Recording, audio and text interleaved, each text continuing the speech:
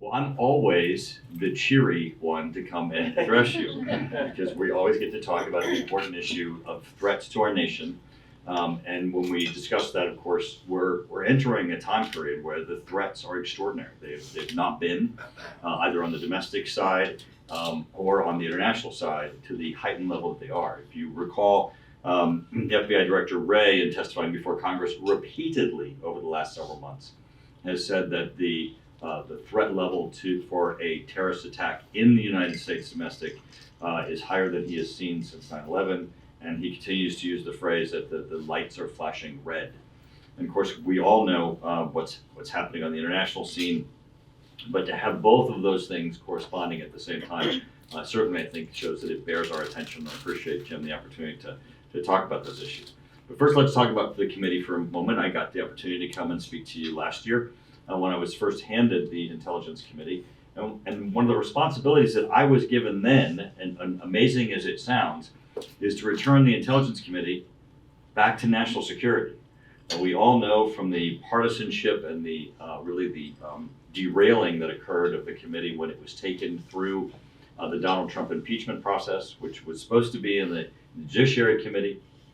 Nancy Pelosi made the decision to pull the Intelligence Committee out from our job and our task and put us through what was a very partisan and really very destructive process for the Intelligence Committee. So number one job I was given was to return the committee to a focus on national security, and I can report to you, I think over the past year, we have done that. The second thing that we had to do, which I do believe also that we've done as a group, and that is to return the committee to a bipartisan working relationship. It's been with Jim Himes' leadership on the Democrat side as minority leader. It really has been something that every member has been dedicated to. In order for our committee to work, and in order for our committee to work on the area of national security, every individual in our committee has a portfolio, and every one of them have access to intelligence and the ability to order up briefings, and they are doing so. They are becoming the experts in their fields in our committee, and that expands our scope, because if you have everything happening at the top of the committee level, you don't get the ability to go down into the intelligence and into the structure, to the substance of the matter. We have members who work diligently to make sure that they do that, and then they have the ability to raise their hand and say, hey, this is something that needs to be moved up to the subcommittee, this needs to be moved up to the committee itself, and that's working. So I want to certainly congratulate every one of our members that they have taken on that task. I truly believe that of the members who are on the Intelligence Committee, we have to be over 50% of their overall congressional substantive work. And of course, that is work that occurs, in a SCIF and out from the public eye. So they're dedicating themselves to that is really as a result of their personal commitment. Another task that I was given was to open up the Intelligence Committee. No one wanted us to be just cool people who were down in the basement who learned cool things. Right? This is for a purpose, and that purpose is to inform Congress and to make certain that Congress has the important information for decision making. So one of the first things that Jim Himes and myself did, we changed our rules so that my minority leader and myself could, by ourselves, decide that there were matters that needed to be notified to chairs and ranking of committees. And we actually went to them early on and said, okay, you're working on substantive legislation and substantive issues. Tell us what those issues are so that we can ensure that the intelligence products, the information that we have that will help inform you in this either oversight issue or legislative issue can be available to you. In doing this process of opening it up to the committee, to the other committees of jurisdiction, we also looked to open up our committee to think tanks and to industry. We launched what we call Beyond the SCIF, which is where we actually go to think tanks. We host panels on various topics such as biothreats, AI, Russia, of course, Ukraine, China, Taiwan, the things that you think that you might consider that we do. And those think tanks have reached out further to others to incorporate them into those discussions. It's been really important for informing our members and making sure that they remain the experts that they are. Our committee is not just about what's happening now, although wasn't that a television show, or maybe it was just a phrase of a television show, what's happening now. It's also about the future. Intelligence is not just for the purposes of us to be informed observers it's for us to impact the outcome. And so our committee has taken on the task of what does the future look like? What does the picture of the intelligence that we have inform us? And what do we need to do? And I can tell you from that future that we're looking at that we are seeing the most significant military buildup, I believe, in history. Not just the buildup that we saw in World War II, which was, of course, a regional threat that became an international threat. What we saw both from Japan and Germany. What we are seeing is adversaries around the world acquiring and expanding their most lethal weapon systems and enhancing their capabilities beyond what the United States is currently doing. I'm going to give you a drive-through version of that to give you some things that you yourself know that can validate that expansion is happening at a time when we're not responding to the threat, we're not responding to what's emerging around us. If you take China, for example, China is tripling its nuclear weapons. Let's say that one again so we can underline it. China is tripling its nuclear weapons. You yourself can take out your phone and Google Chinese ICBM expansion, and you will get to see overhead images of China expanding its ICBM fields. That is not being done for deterrence. China already is a nuclear power, already has sufficient nuclear weapons capabilities for deterrence. It is advancing both in space weapons and in hypersonics in ways that Space Force has been very active in making sure that they declassify. You yourself have seen images and even videos of things that satellites are doing, which shows that the militarization of space is occurring. But in the area of hypersonics, you've seen China achieve things in weapons capabilities that the United States does not have.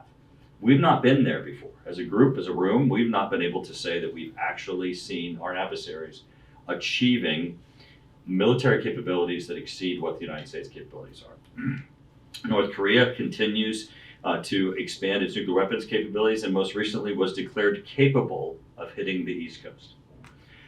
Iran is on the verge of becoming a nuclear power, but as we all know from Hamas, Hezbollah, the Houthis, and other Iran proxies throughout Iraq, Syria, other areas, they continue the destabilization of the Middle East without an adequate response from the United States or our allies. And of course, Russia and its nuclear weapons program, which again, you can Google each of these and you'll find all of the descriptions of them, is expanding into what is currently referred to as the exotics. The Poseidon weapon is one that is basically a underwater unmanned vehicle that is supposed to surface and explode a nuclear weapon near coastal areas. Skyfall is a nuclear powered missile that is supposed to orbit the Earth and then to attack its target. The Kinzhal missile and the Avangard are both hypersonic weapons. Kinzhal is, of course, one that is being expanded. Avangard is currently a hypersonic nuclear weapon that is deployed on top of an ICBM delivery vehicle. Each of these are things that give us the ability to pause and say we are seeing the advancement of both capabilities and inventories that should cause a response to the United States. Now let's put that in the context of what we're seeing that our adversaries are doing and are saying. Russia's aggression against Ukraine shows clearly that Russia is willing to use force to change borders.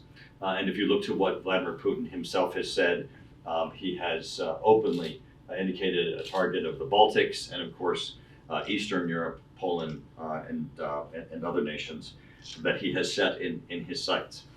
With China, we have President Xi openly stating of his intentions to either by force or otherwise incorporate Taiwan into China.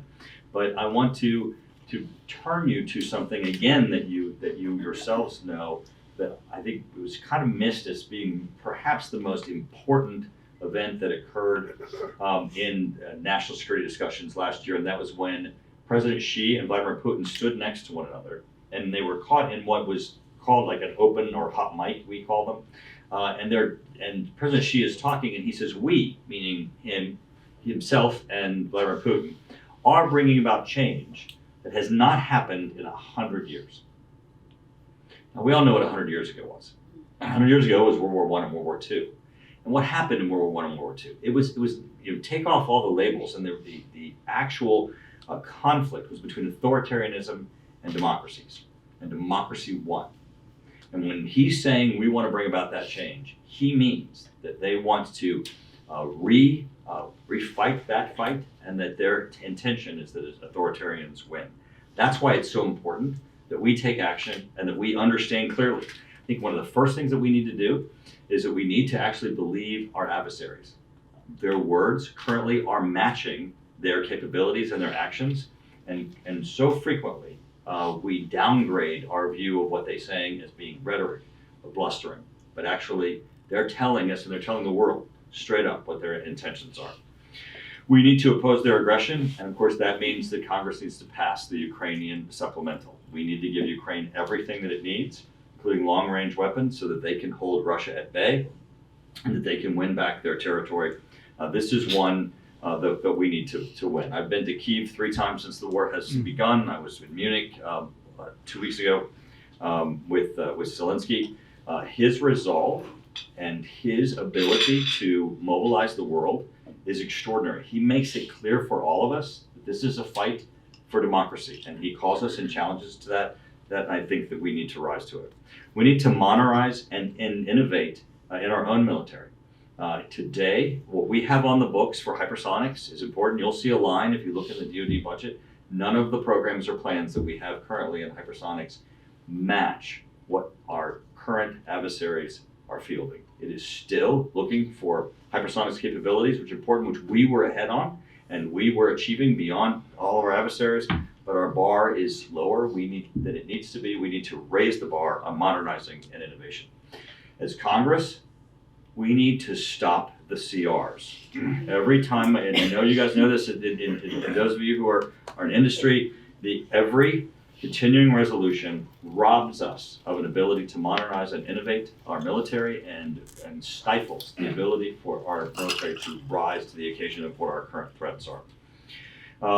We need to lead. Every country that I have been to right now has been saying to us, we need the United States to lead, and they're not seeing that. Where before, there have been administrations unnamed, where I have been in countries where the country is criticizing what the administration is doing, how it's detrimental or undermining an ally. What we see now is they're actually identifying just a complete vacuum. We need to publicly acknowledge what our adversaries are doing. You guys will be probably surprised that I just said that.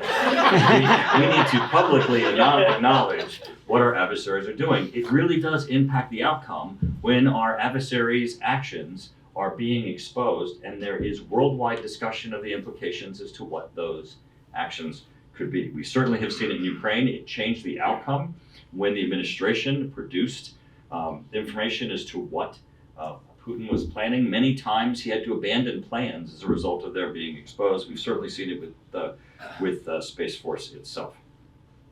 We need deterrence. Peace through strength matters. It's not just a slogan. It was actually a program and a plan.